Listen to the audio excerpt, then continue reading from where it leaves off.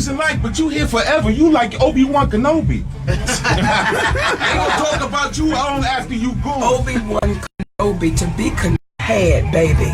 Listen, for artists who want to be on the show, send in their songs or send in their videos, this is what you need to do. Attention hip-hop artists with videos or songs, artists influenced by hip-hop with videos or songs. Here's the only show pushing your music to be placed in movies, independent and Hollywood. Hosted by Crazy D, it's a global situation. Submit your video links or MP3s of your songs to lordlandenterprises@hotmail.com. That's lordlandenterprises@hotmail.com. Attention, submissions for the Film Review Music Review Show. So welcome back to the Film Review Music Review Show. We'd like to thank all of our advertisers who are advertising on the Film Review Music Review Show. So let's get started with some videos.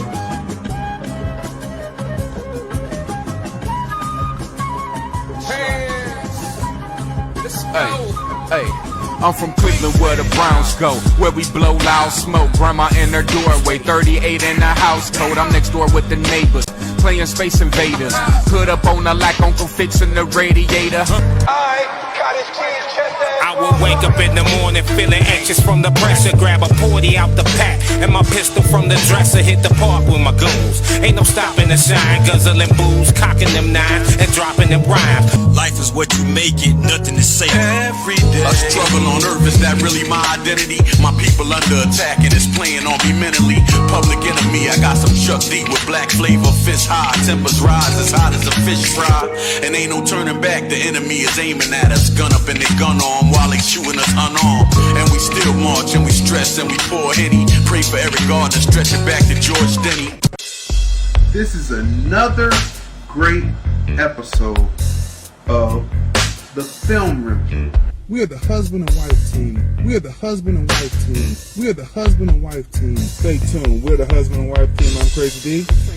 And this is the Film Review. Stay tuned. We got a lot to talk about. We are the husband and wife team that review movies, music, culture, politics, and society. This is the Film Review. Movies, music, culture, politics, and society. We're the husband and wife team. I'm Crazy D. Tracey. And we review movies, music, culture, politics, and society. Sunday at 5:30 on Crazy on Dion page on Facebook. Live stream. The Film Review. Movies, music, culture, politics, and society.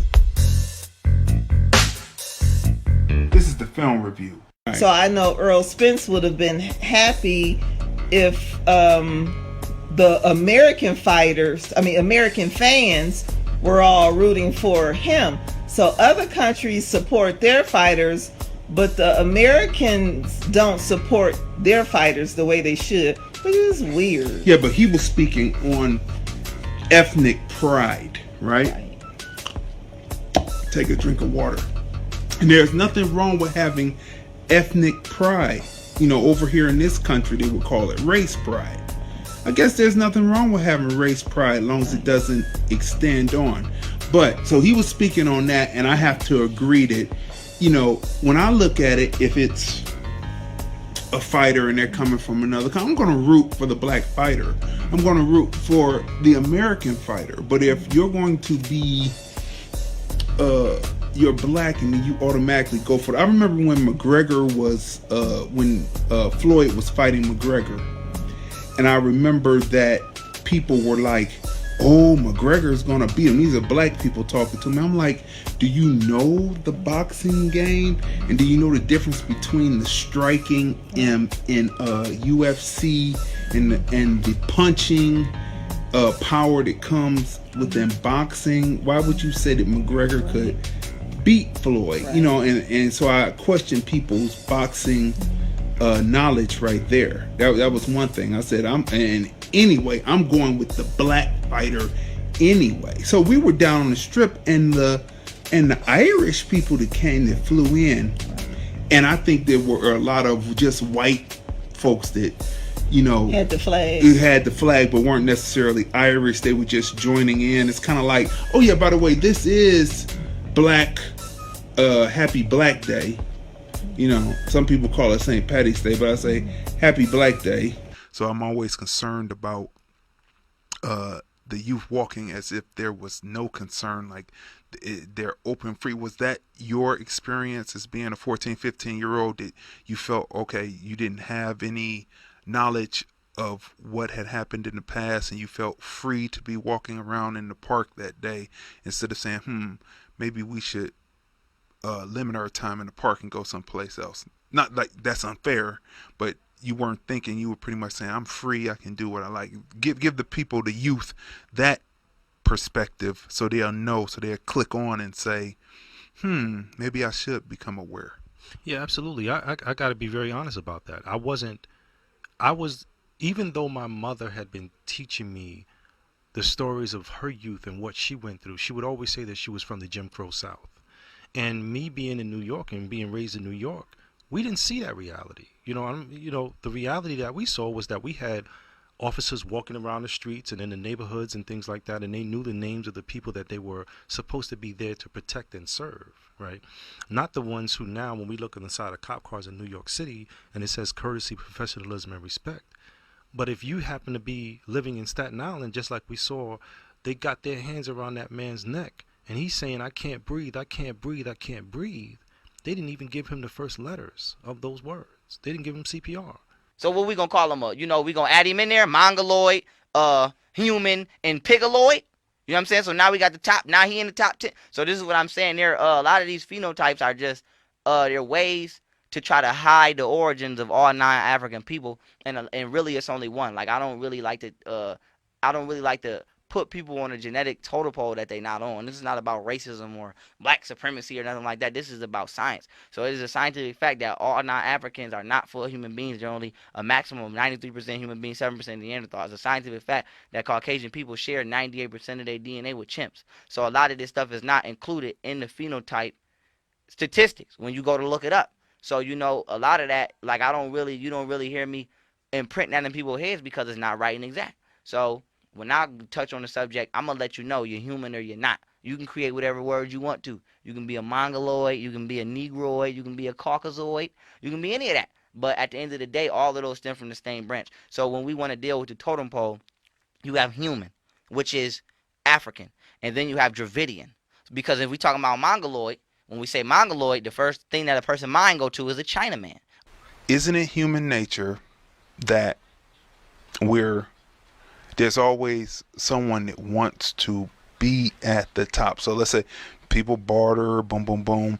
Sooner or later, wouldn't it be human nature that someone would say, well, you're just growing food and I've got the textiles over here, so I need a little bit more of this for you to get this. And then someone says, well, I've got the technology over here, I need a little bit more of this to let your light stay on. Or, isn't it just human nature, our human nature? Well, now, we're not talking about, let's take what we're talking about is the system that we're building. Isn't it our human nature to be that way? Because it all started with us, and the discontent started with us. Well, I'll say I can't say specifically or with a huge degree of certainty that is the case. I can say that's what we've been taught, right? And it begins with the value system. So the value system teaches us that something has to be greater than something else. But when you look at something I call a perfectly broken system, right? Everything doesn't have to be defined in that way because you're not worried about the separate components, because the separate components by themselves almost have no value. So if we're looking at the overall total sum of what needs to happen, and that's basically our community, our family units, things of that nature, how the output of that comes. Producer does not work with the artist because the artist is great. No, the producer / creator works because the producer / creator is. Because in actuality, translation, most people don't give a care about what anybody or their dreams or what if their dreams come to reality. So the person that is great is the creator and producer who does. And so that's the point. And so that's what we do at LordlandFilms.com. We make sure people are seen, heard, recognized, and appreciated, and we keep it going and moving to leave legacies.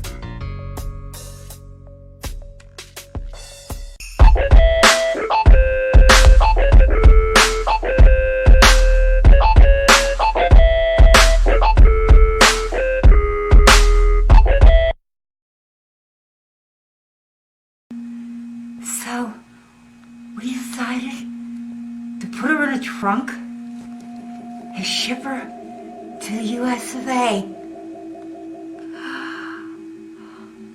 I know. Wondering how we could do that. But we got the idea from Henry Box Brown. I read about him in a book. You know, he really was one really smart. Well, the film review. I got up to 355 pounds. And I stepped on that scale. I was like, wait a minute. I got off and I got back on. It said 355.1. I got off, I got back on, 355.2. So I didn't want to get back on. Every step back was going on. I'm like, okay, wait a minute. But I have to do something. And it got real serious when I went to the doctor and he says, I was going to ask you a question. Do you want to live? Here's the thing about Germany, why I made a curator's pick of the Hollywood Fringe Festival. Community, heart.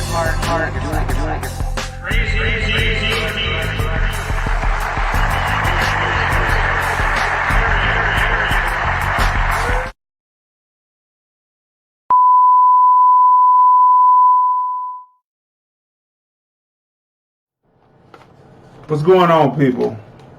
What's going on, people? It's the film review. Movies, music, culture, politics, and society. And do we have a great show for you today? Right? We have had some technical difficulties getting started, but we are now here and we are ready to go. You know, it happens to everybody, so why should we be any different? Anyway, the call-in number 213-943-3358 is 213-943-3358. You know, today we're going to be discussing Bob Johnson. You know, he said that the economy for black people has, under Trump, has made it possible for it to be the lowest unemployment for black people on record. Is that true? Is that true? And then we'll be discussing, we saw the movie Stuber, so we'll be reviewing that, as well as discussing A$AP Rocky. That's right, A$AP Rocky. Okay, so let's start with Stuber. Okay. It starts out, it's a guy, his name is Stu. His nickname is Stuber because how can I say, not oppressive, but a person, a co-worker, or actually a manager, whose father owns a sporting goods store. He's his manager over him, likes to rib him and likes to call him Stuber because outside of having this job that he really is not satisfied with, to make extra income, he's a Uber driver. Yeah. Right? So this person ribs him. So this is the story that opens up and you're introduced to Stu. Right. Right? Yeah. Do you have the person who played Stu? Yeah, the cast. Really good cast. The person that plays Stu is Kamal.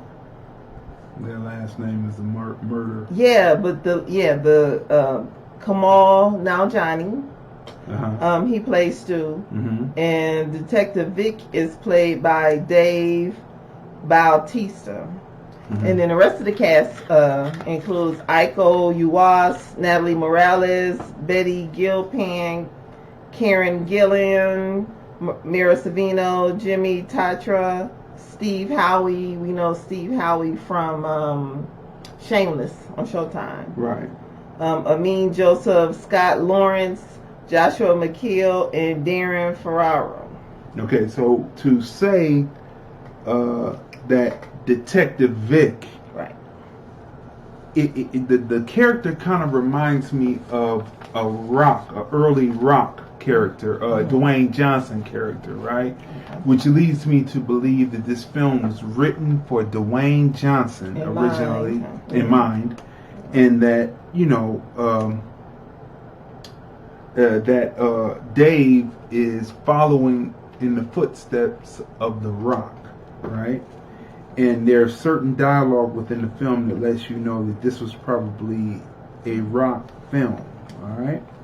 So the film itself, from the opening, it's moving from the very opening as you're introduced to the Stu character first, his nemesis at the job, the various lifts, I called it lifts, the various lifts he does as an Uber driver, because he lifted him. Combine the two. Yeah, right. As an Uber driver, he's constantly searching to get the 5 stars. Yeah. That's his dramatic need, because he wants to be able to afford what he's done, because he's made some extra money and he went and he leased. Like when you talk to Uber drivers, you find out that a lot of times they've they've leased the car, to try to make the money, because it seems like it's good money at the time, right? And so he's leased this electric vehicle, and he wants to, get the 5 stars so he can get a bonus, get a raise, be able to pay off some of the investment that he's done. Meanwhile, he has a quote-unquote girlfriend or a person that he's interested in who doesn't seem to know that he's interested in her. Yeah, she's clueless. But he's invested in a business, in a workout style business, and he definitely needs those extra funds to continue on, right? So Detective Vic comes into his life. We won't tell you what's going on, because you have to see this. Yeah, you have to see it, because it's funny. It's a lot funnier than the trailer. It's a lot funnier than the trailer. The trailer was good. The trailer is to me, the trailer, I said, this is going to be a good film. And I wasn't sure. I was like, whatever, I'll go see it. But turned out to be really, really good. No, when we say it's funny, this film is hilarious. It is. From opening to ending, it is. I could almost have seen it as like a Christmas film, because there's certain things in it that makes it feel like it could have happened during Christmas. You know what I mean? Kind of like how the Die Hards were, where it was a Christmas every Christmas when they came out. You knew and you were there at the theater, and it was a Christmas theme. This was kind of like it. You know what? The Kamal now Johnny is hilarious. He is so funny, and I can see him. I don't know if he is already, or if not, I could see him as a stand-up comedian, because he is just hilarious. Now we interviewed. We had a conversation with Bruce, and Bruce says that there's a difference between comedic actors and stand-up comedians, right? So he might be funny on the screen, but maybe he does come from stand-up, but we're not too sure. But he also played the character of what's the character? Pawnee in Men in Black. Men in Black. He's the voice. It of says Pawnee. that he's an American Pakistani stand-up comedian. Okay, he's a stand-up comedian. And it shows in the film, because he is hilarious, and it just feels like he's throwing some stuff in off the top of his head funny. Like you can tell that he's a genuinely funny guy. Like he's probably a comedy writer also. Now, for people who are going to see this film, you have to be conscious of some things that are happening in the film. There are some racist stereotypes that are going through the film, right? We have to talk about it, because that's what it is, but it happens at the beginning, and because I believe by the way the script moved and how it would move like a Dwayne Johnson movie, that I think that Dwayne Johnson being in it as a black lead, right, then it would have took some of the sting of it away, right? But it moves really quick. It happens at the beginning of the film. It's like they use black bodies as black crash test dummies in this film, right? Black bodies again are used as crash test dummies. There's scenes where, you know, the person gets it and it's like, it seems to be like one of the most violent deaths. But then later in the film, people who are also get death, so it kind of evens out in the film. But it would have been okay if Dwayne Johnson was actually the lead of the film. So you have to be aware of that going in, that you will see these archetypes and racist tropes in the film. It's just there. You know, you're not able to avoid it, and you might even chuckle at it because it's just so ridiculous the way that they're put in there. But it's the same stereotypical things, right? But put that aside. After that first, I guess you would say it's about 7, 8, 9. I give it about 10 minutes in the film, right? Would you agree with that? Yeah. But after that, the film moves, and it moves into a whole nother direction where it's just hilarious all the way through. I mean, there's a scene that incorporates a dog, but anyway, it's just really good, and they really play on the fact that Detective Vic is a muscle-bound guy, and they play on that, and it's scenes where where you will be just laughing. So it is worth seeing for that reason. So what would you give it? Let's see. What I would give it, you know what? First of all, let me say, I saw on the Hollywood Reporter that they said that it was just pretty much drowned against Spider-Man, right? Oh, okay. But Spider-Man it's getting its money. Okay. But Spider-Man isn't that great. We gave that rating. You can go back and watch that, right? This right here is a comedy that is really, to me, blockbuster status. Okay. It's actually a summer blockbuster that should have sequels to it. So you should really go out and see this film because it's hilarious. If Dwayne Johnson was in it, it would automatically go.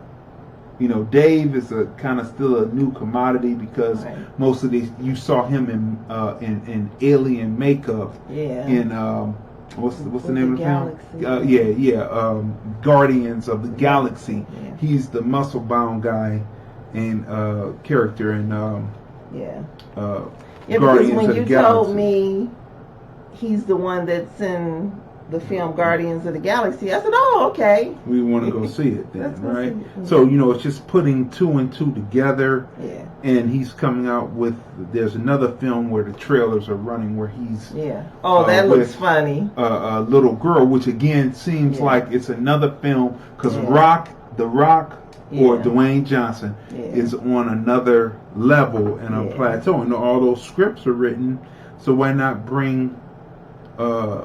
Dave in to do those roles and follow the blueprint of The Rock. The only thing he didn't do, because you know The Rock was with Chili Palmer in Be Cool, right? Yeah. And in there, Rock played kind of like following the blueprint of Will Smith. He played a gay character in Be Cool, right. And so that is really his blueprint. Then from there it started branching out. Then he got the Scorpion King, and then he started doing action pictures. He had some comedy pictures, and of course, you know, the Fast and the Furious is really now his claim to fame now, especially with the new film that's coming out. Yeah, Sean Hobbs. Yeah. And so the movie is called My Spy. The next movie with Dave Bautista. Yeah. My Spy. That looks hilarious. Yeah. So, what I give it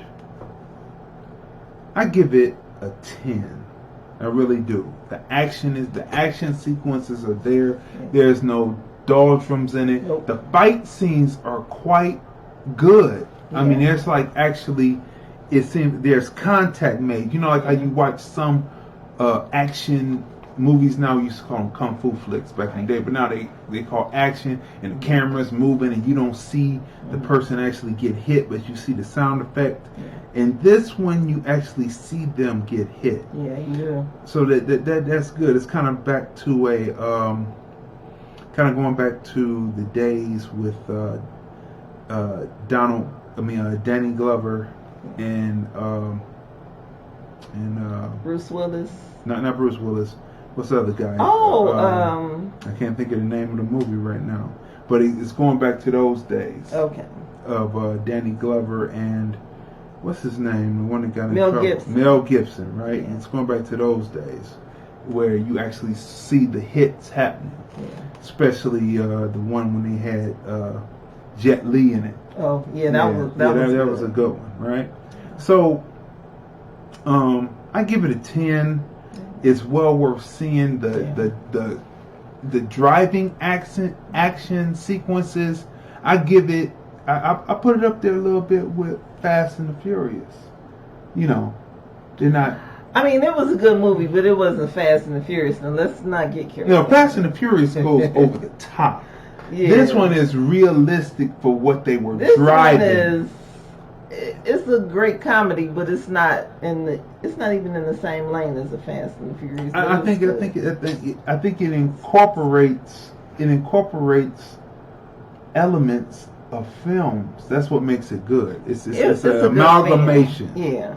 Right? It's a buddy. It's definitely a buddy film. Yes, a buddy. That's another thing. It's a buddy film because each character arcs equally, and you follow. Each one has the same amount of time on the screen. Right. When they're apart from each other, when they're together, so you get to know the characters, right? Yeah. So there's no one person is taking the lead over the other. It's definitely a buddy film. Yeah, it is a buddy film. It's good. So what would you rate the film? I would give it a 8. Okay, why? It was a good film. It's hilarious, and it started with action. It ended with action. In the middle, it was action, like no downrooms.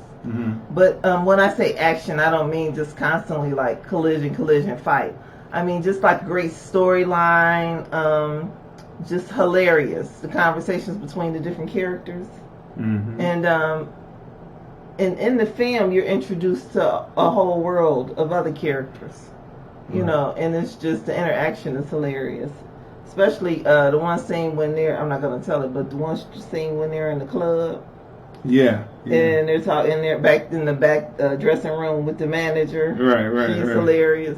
So I give it an 8 because it was good. The writing was hilarious, well written, smart writing. It wasn't like silly. It wasn't stupid. It wasn't predictable because you didn't know where the film was going, but where it went was good. Mark Rowe from Soul Central magazine from out of the UK said, "Great show." Okay. Thank you, Mark Rowe. Thanks. Eddie Bell chimed in. Michael Elliott chimed in. Eddie. Ashley Robbins chimed in. Ashley. Anthony Meeks. Shondell Newsom. Lauren Jordan chimed in. Hello. And Charles L. Whitby II chimed in. Okay.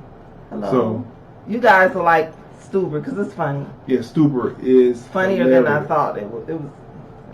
Okay, now let's get to talking about something that happened. Now, I don't know if you've had a chance to actually watch the actual tape of it, the actual phone recording of it, but A$AP Rocky is now arrested and inside of a jail cell in Sweden. All right. Now, conflicting thoughts on how he's being treated is going through the media. Some people say that he's in some of the worst situations possible, right? And then others say that he is that this is supposed that Sweden is supposed to be about human rights, and they're basically violating his human rights, leaving him in the cell for 23 hours a day, with just 1 hour to come out to stretch his legs. You know what I mean? And then many celebrities are protesting, and they're saying that they're not going to perform in Stockholm, Sweden anymore. Right. And so just know you can go to change.org and sign a petition. There's a Justice for Rocky. There's a Free ASAP Rocky. You can go to justice.org and sign a petition. But it's sad because he's walking freely, not bothering anyone. Not bothering anyone. Him, his bodyguard, right, his DJ. And they're being harassed because you can actually see this on video, and they're asking the guys, why are you following us? We don't want any problems, and it's just sad. That's right. They try to de-escalate the situation. Right. Going on, they say. Right. Gone on. We don't want any trouble. We don't want to have to do anything. Just going on, and the people, they just kept following them and basically stalked them. Yeah. And this particular conversation is brought to you by, look, it's TC's Barbecue Crib. That's right, TC's Barbecue Crib. That's right, 3655 Durango Drive. Make sure you call in. There's the telephone number right there on the screen. Yes. You just call in, make your order. Yes. They are our advertisement partner, our first advertisement partner. And we definitely want you to go there. Their food is delicious. Yeah. It's excellent. A great customer service. And you won't be disappointed because their menu is really nice, and just like everything. If you want chicken, if you want fish, if you want ribs, turkey burger. Excellent. Which is what that's the very first thing I had when I went. And, it was a turkey burger. That's right. Yeah, so they have everything, and you won't be disappointed. And excellent customer service also, because that means everything. That means everything. Customer service is everything. Very important. You know what I mean? So, and for those who have not yet, come on and advertise with us. You know what I'm saying? Drop your intentions onto Lordland Enterprises at hotmail.com. That's Lordland Enterprises at hotmail.com. Include your contact information, and Crazy D will be in contact with you ASAP. Right? So, what do you people think about ASAP Rocky's situation? If you feel free, call in 213-943-3358. 213-943-3358. They said Swedish officials confirmed to CBS News. A Swedish prosecution office spokesman said that the artist was arrested for suspected gross assault. So in the video, I saw him defending himself. Right, he defended himself. See, what happens is, being that, black people, when we finally do get loose on something, we get loose on somebody, the velocity and the speed and the strength at which it actually goes down may seem more brutal than the average everyday other person, right? Because of the fact that we move and we get it done because we come from places where you got to get it done and get people up off you, right? Whereas other people may not have come from that, so their reflexes are a little bit more slower. So when you watch situations like that, you see when things happen like that, it may seem like it's gross, but it's really not. It's just the person protecting themselves like they always have had to do. Right. There's no mystery to that. Now, if you come from a suburban area, right, where you've never had to do that, then why would you mess with people who do come from that type of situation where it's like do or die? You have to protect yourself, or it's a situation where you might die, and that's what they were getting to. They're like, "What are you doing? Why do you keep following us?" You know what I mean? Like people think it's a game, and it's not a game whatsoever, right? None of this is a game, and so people should stop acting like it's a game. When someone tells you stop following me, it's them saying no. They say just say no. You say no, stop, move on. Me too also. That was a me too also situation because they didn't know what those men were planning on doing, so they had to get them up off of them. Right. So the evidence from the video, no matter how you chop that up, like the prosecution might try to just use the aftermath, but once you see what was happening before, these people were walking and not saying anything, just stalking them. Yeah, and you can go to CBS. Actually, we have it right here, CBSNews.com, and the video is actually here, and you can watch the whole entire incident happen. What's going on to LeBlack Williams? He just joined in. Kenneth Dorsey joined in. Listen, it's like what were they thinking and what were they doing? I think those guys saw them, and you know how when an artist, comes to town, maybe he performed earlier, and they're like, oh, he's a mark. Oh, there's the rich American rappers. Let's mess with them. They probably going to try to rob them, and they defended themselves. That's probably what it was. Exactly what it was. They defended themselves, and now they're going to send over. And I don't think that they were Swedish. Right? Yeah. I mean, well, they may live there. They may live there, but I don't think they were Swedish. I thought they were Muslims. Oh, that's what they. I thought they look Arab. Well, do they look Arab? They don't look like Swedish. There, you know what Swedish people? Blonde hair, blue eye, right? Oh. I mean, I'm just saying, blonde hair, blue eye, and you know that Sweden had trouble with the Muslims coming there, and these guys. They look Muslim and coming there and trying to change the way that their culture is.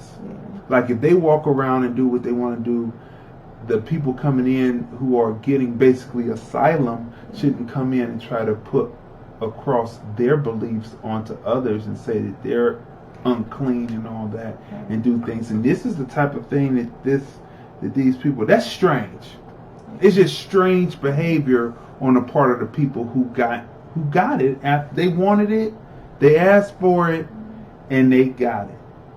And tons of attention too, as they say with clout chasing. So whoever these guys are, they're getting a lot of attention. They get clout chasing, but is that worth it? Is that worth getting clout chasing or whatever? I mean, it's just strange. That's why people sometimes look at Arabs. I'm not talking about Muslims, because there's a difference between Nation of Islam, Muslims, and Muslims. And sometimes people look at Muslims like, you act kind of strange. And they were acting strange. And that's why I said, because I don't think they were Swedish, necessarily. They didn't look Swedish to me. They looked Arab. Because when I first saw it, I said, why? I thought they were somewhere. I thought they were, honestly, before I read the story, when I saw the video, I thought they were in Morocco somewhere. I did. Because they looked Arab, so they must be over in Morocco somewhere. But and then I noticed that they're not saying anything about what the other guys are. Right? But you're pushing up and you're pushing wrong, and they had to defend themselves, and it was a case of self-defense. They said a statement provided by the prosecutor's office, they stated that the investigation was still in an initial stage, and thus no information about any evidence would be given. But under Swedish law, he and the other suspects can be held up to 3 days before they have to appear before a judge to face formal charges. They've been held in jail. Beyond. What's going on to Jerome Moocherry, who chimed in? But yeah, it's been over a week now. So yeah, I mean he's in there. And they haven't given him bond or anything. They're supposed to be. I was watching. I think we were watching Vice or something, and their jails are supposed to be some of the nicest jails. Them in the Netherlands, like the people basically are on at the country club, you know what I'm saying, 3 meals a day, clean cells and all that. But what they're describing that ASAP Rocky is in is definitely not very not. They say they're supposed to be the bastion of democracy. Well, and really not. They won't let them talk to the American consulate. The people came there from the American consulate to talk because there are people are working on their behalf, and they won't let them speak. So this gets to this. Is this a race situation? It just seems like when you see how people who are like Assange, the guy from WikiLeaks who leaked all the information, and they had him in asylum, then they came in, they got him, and they talking about they're pretty much getting ready to let him go. You know what I mean? They're going to have a trial, and then pretty much they're just going to slap him on the wrist. But then when you get people who are American citizens, this is about American citizenship here. You're supposed to be given not preferential treatment, but your democracy, their democracy, they're supposed to treat you democratically, right? So is this a race issue?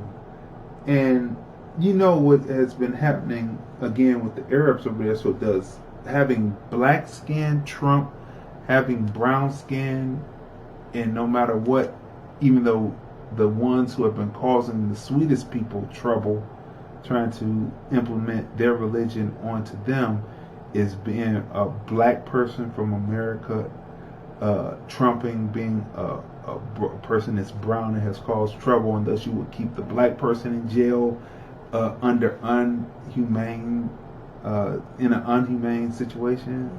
I mean, that's the question on that. And then another question is, who is actually speaking out for ASAP Rocky right now? You know, the people, the rappers are speaking out. The rappers. What about the fashion designers that he was modeling their clothes? And what about all of the multicultural people, that diversity that he was around? Like, how come they're not speaking out on the situation and saying, "Hey"?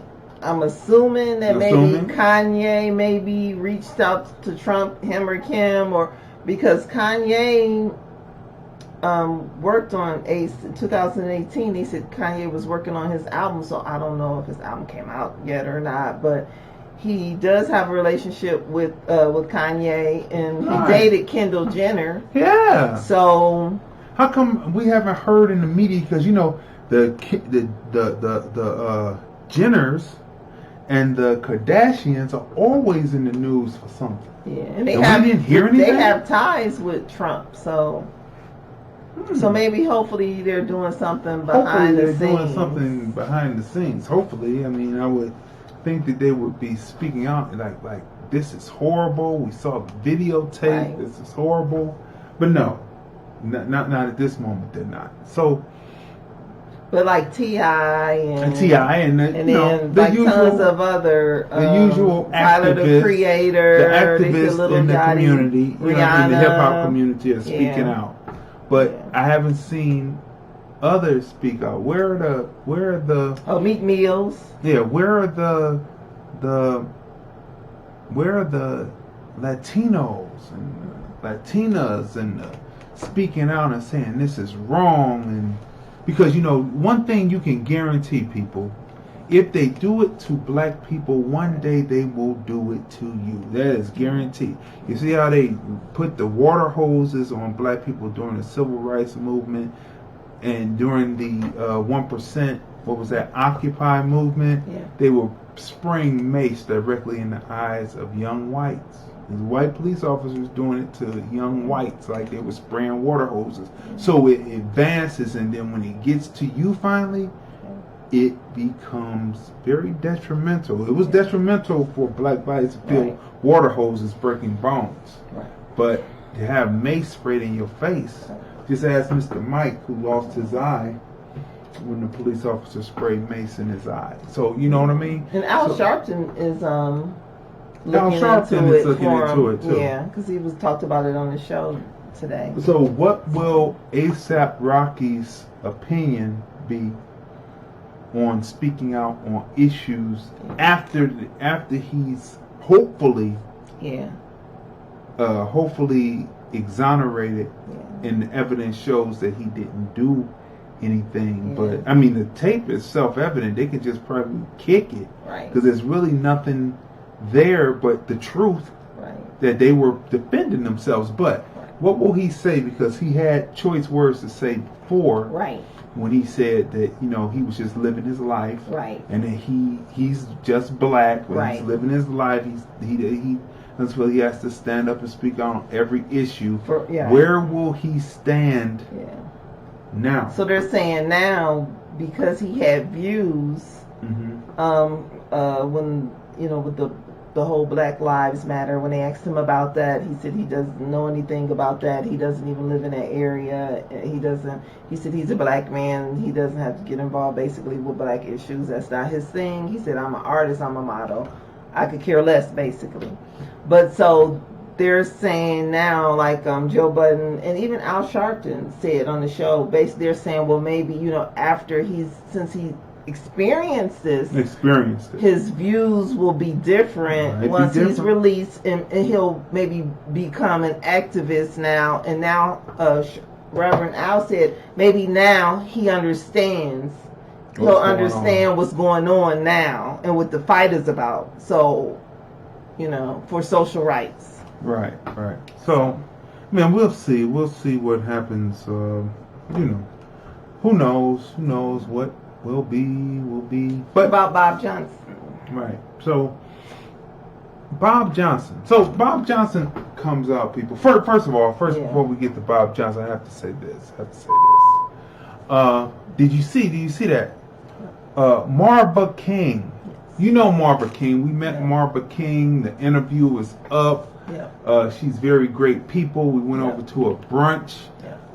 Thank you for the brunch. We did some filming. We did the interview. The interview is up. Now, for those who don't know who Marva King is, if you remember Diary of a Mad Black Woman, she played a character that the man said, bark for me. And she went, oh, right? So for all those who had that DVD, we used to sell that DVD in the store, Diary of a Mad Black Woman. Tyler Perry. Tyler Perry, that's right. And so we interviewed her, and she has this new banging song out called That Part There. You'll be seeing that. You know, we'll be talking more about that as the weeks go on here. We'll be talking about that. Also, we want to say that, let me bring this up real quick. Yeah, absolutely. Let me say this real quick. That, you know, your ever steadfast guy was able to meet Bernadette Stanis. You know her as Thelma Evans on Good Times, right? And there is some news that was made, a couple of news pieces that were made that we are not going to talk about until the interview comes out. The interview will be going up on Monday, so that you will be able to see and hear what Crazy D saw and heard and edited up into a beautiful piece. And that'll be coming out on Vimeo.com/showcase/ by Crazy D. Matter of fact, you can go to Vimeo.com /showcase/ by Crazy D anytime and watch what we see. You can see us globally through your smart TVs and your Roku devices by downloading the YouTube or the Vimeo app, your viewer's choice, right? Then you search Lordland Films, you can watch all of our selections there, right?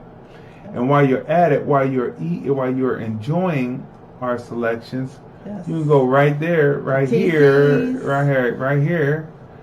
to TC's Barbecue Crib, right? And you can get your order in, and then you mention us, and you get a discount on one full meal at TC's Barbecue Crib. Right. So we want to say that, right? Or maybe if you want to go there just for dessert and coffee. They have wonderful dessert and they have coffee. That's right. That's true. Everything. Everything. So, you know, this is what we do. So now, on other news of the day, Bob Johnson came out. Yes. He was in the interviewed news. on CNBC. On CNBC. Yeah, and they asked his opinion. They asked his opinion. Yeah. And they asked him, they said... Now, mind you, he's a Democrat. And he was a huge supporter of Hillary Clinton when she ran. So, okay, go ahead. Right. But he comes out and he says that... But, you know, really, the question is, really, does it matter if they're Democrat or Republican?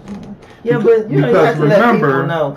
Yeah, because, you know, remember that the Democrats used to be Dixiecrats, and then once Johnson signed the Civil Rights Act, Voters' Rights Act, right. the Civil Rights Act, and the Fair Housing Act of 1968, they said that the Democrats would never take the South, and they jumped over to the Republicans. So the Republicans today were once the Dixiecrats yesterday, which makes you wonder, because they have blue dog Democrats that are conservative that still have the same views as the Republicans, which then lets you see and you say, is there really any difference? It's just two sides of the same coin. And so that's what that is. So when saying that Bob Johnson is a Democrat or anything like that, it really doesn't matter, because from my experience of just being here on this planet, you know, when I came conscious of politics, it doesn't seem like either party really had black people's interests at heart. But anyway, enough of that. But Anyway, that's why it's important to say that he's a Democrat, because that's showing that he's being objective. Some people are cloudy under a party. Yeah, like they're not independent. That's true. So you have to be, you should be objective and just look at the politics across the board, because sometimes people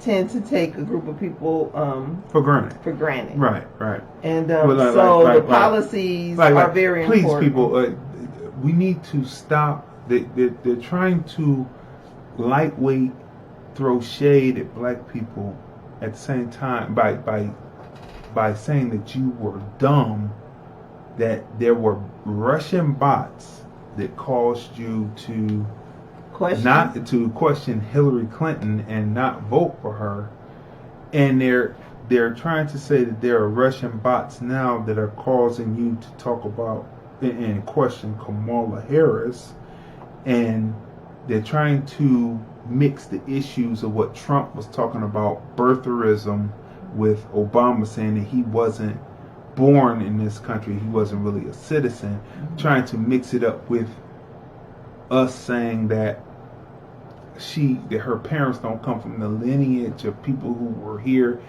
in 1619, okay? The first people who have come here in 1619 that were affected by the slave trade. So when she was talking about busing, there were other people who had took care of that, right? Her people were not involved in that. They came in through the Civil Rights Act and the Fair Housing Act, and came in and were able to thrive in colleges because of what black people in America fought for. Right. So that is the difference, and you have to have an understanding of what they're trying to do when they're trying to say that the bots were there and that you don't know what you're talking about, so just go out and vote for Kamala Harris, right? All right, so we just want to say that. The bots are talking about reparations. Is that yeah. I mean, they're trying to say the bots are talking about reparations. So not the black people, but not black people, just the bots. Like the Russians really care about black people having reparations and not. But anyway, so people. So what we saw on C-SPAN, which was the hearing. Yeah, hearing. Oh yeah, that so was those were that was robots. done by those bots. Weren't actual. That people. weren't real people. Those were bots. Yeah. Pretty much. But anyway, so Bob Johnson comes out and says that the economy is very good under Trump. So good that it's pretty good for black people because it is the lowest number of unemployment for black people. And he says that the Democrats have gone too far to the left. That they have gone too far to the left, and that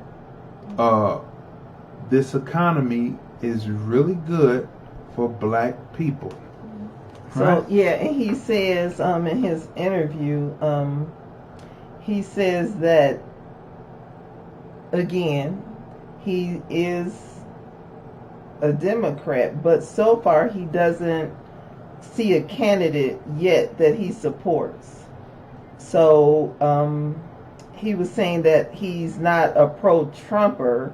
He's a billionaire businessman. He's just talking economics, really. And he said that I think the economy is doing great, and it's reaching populations that here to there had very bad problems in terms of jobs and employment and the opportunities that come with employment. So he said, so African American unemployment is at its lowest level. So that's what he said. He said, I give the president a lot of credit for moving the economy in a positive direction that's benefiting a large amount of Americans. He said, I think the tax cuts clearly help stimulate the economy. And so he's not a pro-Trumper. He said his thing was black people. So he noticed that the economy made a difference economically for black people, and basically that's all he cared about. So right. But yeah, so that's what he said. So he said he's not a pro-Trumper. He was just talking economics, and he is a billionaire businessman, and he saw how the question is good for black people. That's all. The question is though, if the economy is good and the choices that Trump has done to move the America, which is actually a corporation, more into working like a corporation under him, and those decisions have created stimulus, thus creating jobs, so there is the lowest black unemployment rate, right? Where does that leave black people and the decisions that they have to make for the 2020 election? Like really, like you have to really look at it and you say, the economy is good. We're sitting pretty good, low employment. You know, this is well past the time. Like remember 2 years in on Obama back in 2009 or 2010, they said the Republicans said you have to stop talking about Bush too and talk about what Obama was doing. Same thing here. You have to stop talking about what Obama did and look at what's going in, because now we're in the third. Yeah. Right? Right. So where does that leave black people, and what does that leave us when you see different party, you see the other party basically practicing benign neglect also? Benign neglect was a policy that Nixon came up with, where we just wouldn't talk about it, right? And if you listen to Kamala Harris on The Breakfast Club, it's a new interview because they interviewed her twice. So they posted a new interview last week. I don't know if it was posted with Tuesday or Wednesday, but it's up now. So this is a perfect example of benign neglect, right? Where a question is asked to you, and then you all of a sudden just squirt that question by answering and going in a whole nother direction, just basically ignoring the question. Like Envy rose the question twice about reparations. Yeah, and then Charlemagne asked at the end. And then she bypassed that by speaking in some goobly gobble and just went on to some gobbledygook and just went on in a whole nother direction. That is called benign neglect, started by Nixon, continued by every political party, either Democrat or Republican, Libertarian or Green and party. DJ Envy, anybody who watched the Breakfast Club. You know, he's a businessman. Well, he's into real estate. Tons of real estate, and him and Angela Yee, along with a few other partners, they have a few juice bars. And he asked her, and when I was watching the interview, I'm like, okay, so this is stemming from that Bob Johnson interview.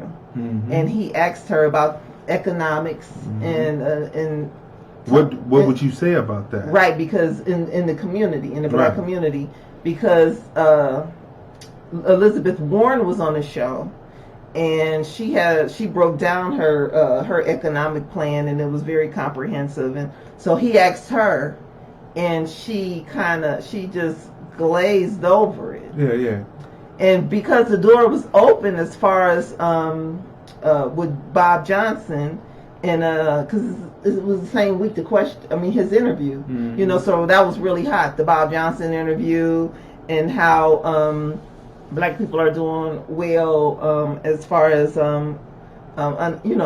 very low unemployment rates, and economically doing better, not doing bad under Trump. Right. And he opened up that door for her, and she didn't. And it wasn't even a Trump question. It's just about black economics in the black community. But what did she revert back to? Talking about Trump. It's always a scare tactic. It's a scare tactic. Trump. Yeah, you could tell, like, DJ, you could just feel that they kind of wanted, like, more.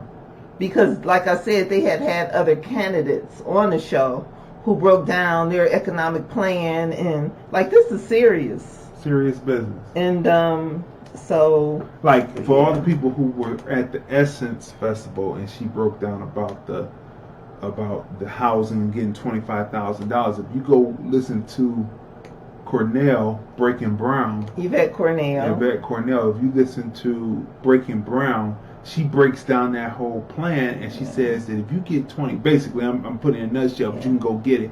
If you get $25,000 to offset the cost of a home, but houses are starting at $250,000 or they're $250,000, you are out the game already because of regentrification, right? Yeah. And gentrification, you are out the game already. So that little measly $25,000 is not going to do anything for where you want to be. An advisor had called up to the show and had broke it down. And so you should go there. And she's on YouTube, Breaking Brown, where she breaks down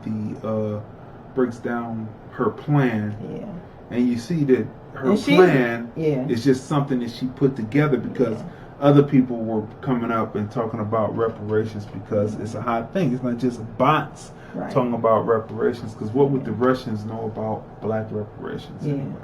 And so with Yvette Cornell and the specialists, when they broke it down, she breaks down all of the different plans that all of the different candidates are bringing to the table. So it doesn't matter if it's Yvette if it's Kamala, or if it's Biden, or if it's Warren, or what's his name, Bernie. It doesn't matter. Like, they look into everybody's plan because they're trying to shift through all of the bull crap. Right. You know. So but yeah, so watch these different interviews and listen to what the different people, what they say when they're sitting in front of different people. That's right. It's very important. So, you know, Kamala Harris, she can get up there and she speaks well. She's very articulate. She gets to the point. She can nail the person down, and she can do all that good talk. But what happens when she comes against a person that doesn't care about being necessarily politically correct? I mean, when someone is about numbers? No. I'm talking about they're thinking it's because she can handle herself, right? Verbally, she has good diction. She can speak. What about when you get up against someone who stands up there with the person who just was relieved of their duty because of the scandal about the pedophile? Okay. And he stands up there getting ready to get on Air Force One, and he talks about that the guy, he's a good guy. He graduated from Harvard. Oh. He doesn't know if it was hard for him because he is Hispanic, so he don't know if that had anything to do when with Trump it or said not. that, I couldn't believe it. I said, so you're dealing with a person that's just letting you know he what don't it care. really He was is, racist against right? everybody. I'm just saying, like, he's telling you what it is, and there are a whole pockets of people have been waiting to tell their side of it the way that they see it, and that's what he is representing. Right. So when you sit up there, are you really ready for that? What's going up to Artisha? She chimed in. What's going on with her? It's like, what are we really looking at? What about today? Trump tweeted, he tells 4 Democratic congresswomen to go back to the crime-infested places from which they came. So that was all over the news today, and the thing about Trump is, it's like a kid. You know how little kids are just no, it's not. No, it's not like a kid. To me, mean. No, what I'm saying, it's not like a kid. People have to me, my opinion is people have to start taking him seriously and literally, and they have to stop trying to down him for his intelligence and all. They have to stop doing that and have to get down to the nitty gritty and get at him where he's at. In the mud. You got to get there, right? He's standing in some high boots, right? You know what I'm saying? In the mud, ready for the mud wrestling, and the people are up there trying not to get in the mud. But you have to be prepared. You have to have the right gear on to get in the mud, right? And so people have to stop, because I have to give it to Trump right there. Trump is a man. I have to say that Trump is a man. And so what he says what he says. He means what he says. He'll say something a year ago, 6 months ago, and then it'll come into fruition. You see what I'm saying? He'll say anything. He'll say whatever he wants to say. He talked about deportation 2 years ago. Deportation is going now. We're in the 3rd year. It's going now. So you have to look at him, but I had to give it to him. He's a man. If anything else, right or wrong, you know what I mean? Like, I can't stand his policies on racism, but we still don't really know what his policies are. Well, you know what? Yet. He said, he said that in his tweet, to the congresswomen, he said, viciously telling the people of the United States, he said, the greatest and most powerful nation on earth, how our government is to be run. He said, why don't they go back and help fix the totally broken and crime-infested places from which they came, then come back and show us. Now, on the news, they didn't break it down. Yeah, they chop it up and make it seem like it's something. Yeah, so he gave a full, and he also said, he said, these places need your help badly. You can't leave fast enough. He said, I'm sure that Nancy Pelosi would be very happy to quickly work out free travel arrangements. I guess he thinks he's a comedian. But I think he's basically saying, okay, so, because he's pro-America, right? So and we know what type of America he is talking about. So what he's saying is, why aren't these congresswomen focusing on America? His thing is, you're so concerned about the immigrants. Go back to those countries and take care of the immigrants. Why aren't you focused on your constituents, whatever? I mean, I guess that's what his thing is. So he's going back and forth with them on that. If this country is so bad, go back to So he's like going back and forth with them. But the main point is, no matter. But you know how? Well, let me say this really quick. This is how they could get him. If they maybe kind of focus on what we see every day, and he wouldn't have an answer for the crime and the brutality and the racism that Black Americans are dealing with every day in this country, right? So he can easily go back and forth with them over the immigrants, because he can say, oh, well, they're from another country anyway, and he's going back and forth. But because, you know, none of them are focusing on issues that Black Americans are dealing with in this country, that's how they could really get him. I don't think they would get him that way. I think he would. Because what could he say? He couldn't say go back to your country, because this is our country. We built this country. No, he will pull out the 10-point plan that the preachers, that the media used Black people with emotion to say that they were sellouts and everything. He can pull out the 10-point plan that's over on the net. That why would I wouldn't implement it if the people weren't trying to sit down with me. I wouldn't implement it. Now, that's just politics. But he can go back and he can pull the preachers up and the pastors and say, here's the 10-point plan that we had that the media never chose to cover. So he's got that. I mean, if they ever bring that up, he got that. I mean, for sure. So that's what I'm saying. He would tell them, well, why didn't you do your job? Because... Or why didn't? Because of the fact that this is politics and most of the people are choosing to hate me instead of sit down and compromise. Because politics is supposed to be about compromise. Well, some people are sitting down. I mean, some. I mean, the pastors that other pastors said they were sellouts because, let's just put it this way. We were having a discussion the other day, myself and two DJs, and we were talking about I was talking about hip hop and basically Generation X, which is the hip hop generation, and when will it ever be our time, right? Because the generation before, which was the civil rights generation, kind of held the reins and said that if you wanted to come in, you got to wear a suit, you got to look a certain way, you got to do the politics of respectability, right? And the hip-hop generation say, no, we don't want to do that. So that caused a schism and caused some people to go, yeah, we got to wear the suits. Other people say, no, we're going to go do this hip-hop thing and just dress the way we want, because it doesn't matter if you dress in a 3-piece suit or some knickerbockers or in some pants and your pants are sagging, they still blowing down on you and doing the same things, right? So this goes to show that the preachers, in my opinion, and we're on the side that we're talking about, the preachers that were on Trump's side, they're on the Democrats' side. They're on their tip. And they want to go along with everything that they do, right?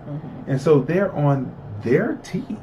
And so it's no different. So those preachers were on the conservative side, were on Trump's side, and they want to do that. It's still half a dozen of thing, half a dozen other. Because remember, the beginning of the premise of this discussion on this is when you really break down the parties, all of them practice benign neglect. That's what Chris Cuomo was saying the other night on CNN, and I was surprised they showed. The Congresswoman, was it Rashida Tlaib?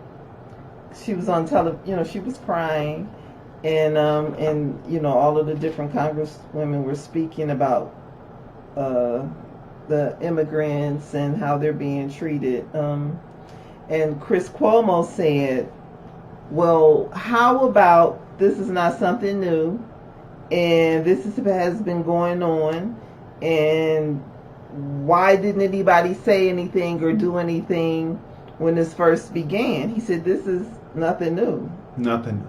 And so he was like nicely trying to say, like, y'all stop being phony, basically, is what he was saying. But it makes the Democrats look phony. Yeah, that's what he was, he was like, stop being phony, because, we know that this has been going on since Trump's been in office, so it's been a few years now. So he's like, you're on TV crying, you ladies are acting like you're so basically it just made it seem like they're like playing to the cameras, and so they can get their spots back in office again or whatever, because Cuomo was over it. Right now, I'm dealing and I'm filming different things. We're in Las Vegas and we film different events and things like that. And I can tell you that the Democrats are practicing benign neglect. They will call and say they're going to do something, and then they will basically sell out and say, oh, we're not able to make it. That is benign neglect. that is getting you pumped up and say, oh, whatever they're doing must be really more important than coming to speak to me and my people. You know what I'm saying? Not me personally, but black people in particular in a certain area. Oh, it's more important to speak someplace else than to speak there. But remember that we were trying to get there. That is called benign neglect. And that's what that is. And if people want to call it and they can play with it, I don't play with it. Either you come and you speak, or you could forget about getting my vote. I mean, that's the way it is. So and that's the way people have to be. If where you are happens to be so much better to be there than to come to speak to black people who you just take their votes for granted because you are practicing benign neglect. If that's so important, forget about the black vote. Go ahead and try the Mexican vote like you did before, and watch how the Mexicans and a lot of the Latinos voted and the Hispanics voted for Republican and voted for Trump. And that's another thing. These polls that they keep coming out with, they say, well, right now, Warren and Biden and Kamala look like they beat Trump in election by the polls. The polls were saying that he wasn't going to win before, except for Silver's poll, and they kicked him off of TV because he told the truth, because he had ran the numbers. And they say, oh no, and then so this whole thing is people are in their bubble again, and they need to come out their bubble. And if they want votes, they got to come to where the votes are.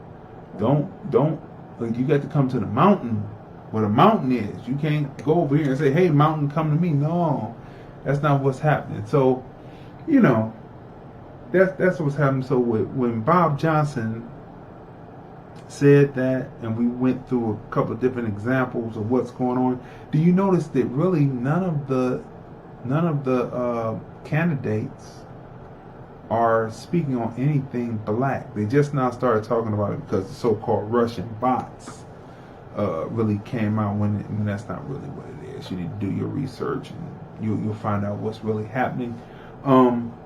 None of them really say anything. They say immigrants. Now you need to go read the report that Barbara Jordan came out with in 1974. It said that immigration was bad for black people because the way the people who were instituting or moving along with it was detrimental because it was taking jobs, right? So we're not talking about just watermelon jobs and all the people say, well, I've been out in the plantation already. I wouldn't be picking watermelons for $2.50. We're not talking about that. We're talking about other jobs that are skilled jobs or just jobs in the thing. The way that they bring in immigrants takes away jobs from black people who have been in this country, who built this country, who only asked for a fair shake. And that's why reparations is very important, and that's why reparations should be paid to American descendants of slaves, and then the Jamaican people can go get theirs. The African people with the many different countries that came in and still raping them. They're looking for reparations. Remember, I told you. I know, but I'm just saying. I'm just saying that the argument about, well, how come we wouldn't be part of it or we wouldn't be included? No, you wouldn't be because you weren't here. Your people came in after the Civil Rights Act, right?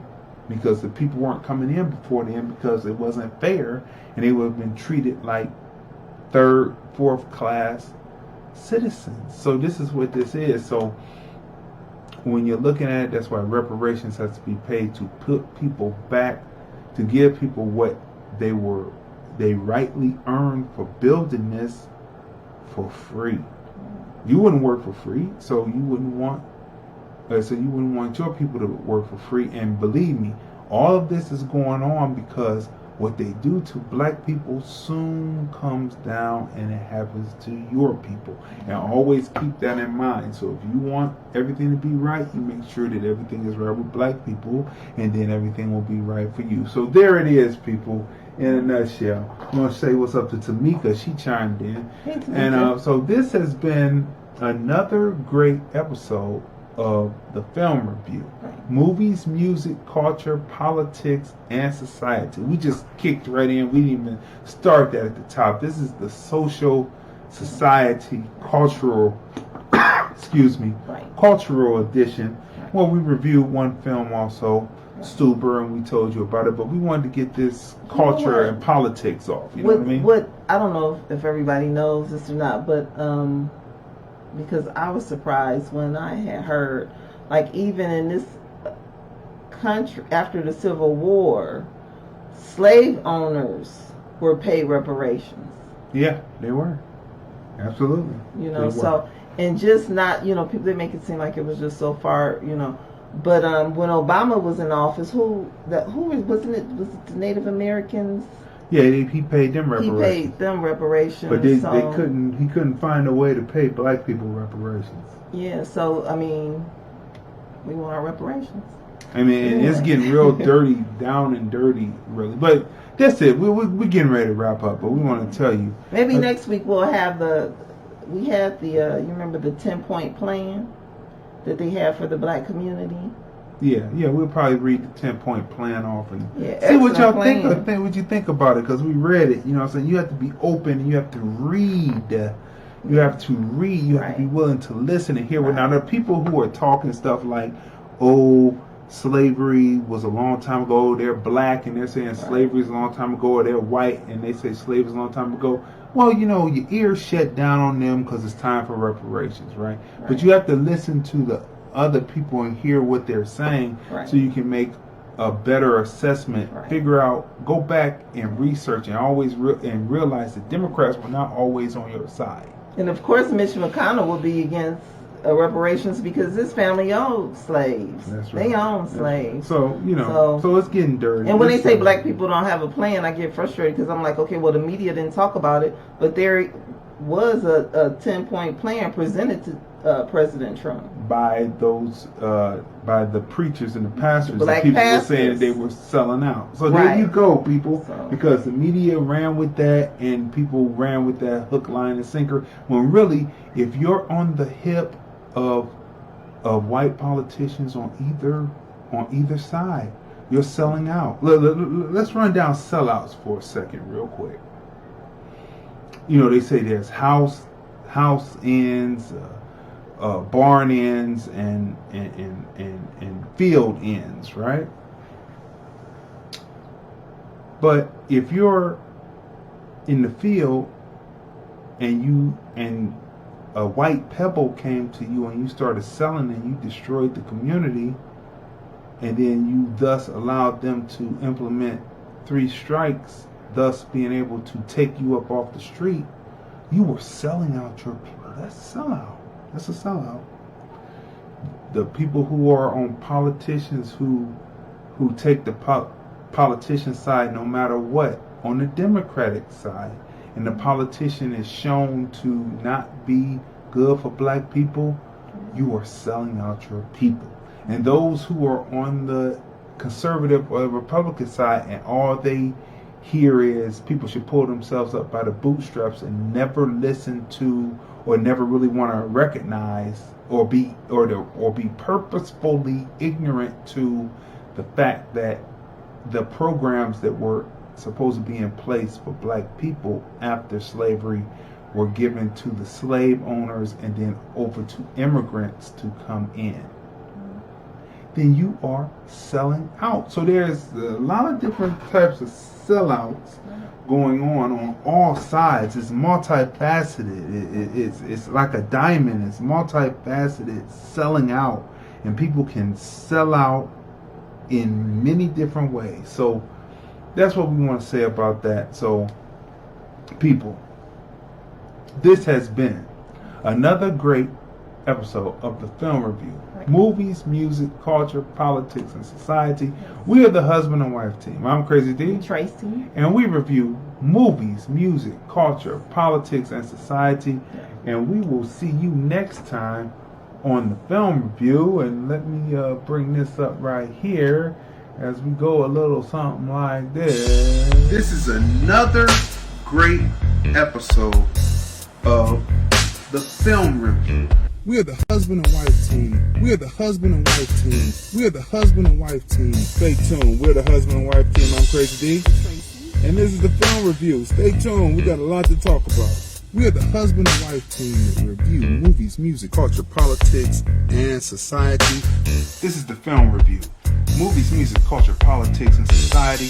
We're the husband and wife team. I'm Crazy D. Tracey. And we review movies, music, culture, politics, and society. Sunday at 5:30 on Crazy on Dion page on Facebook.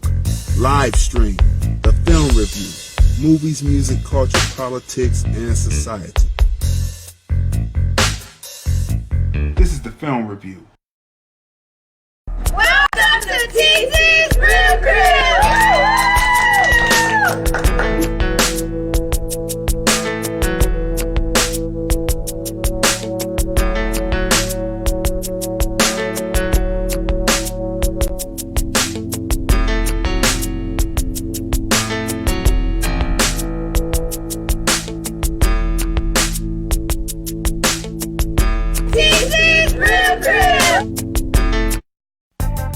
Here's the thing about your movie, why I made a curator's pick of the Hollywood Fringe Festival. Community, heart,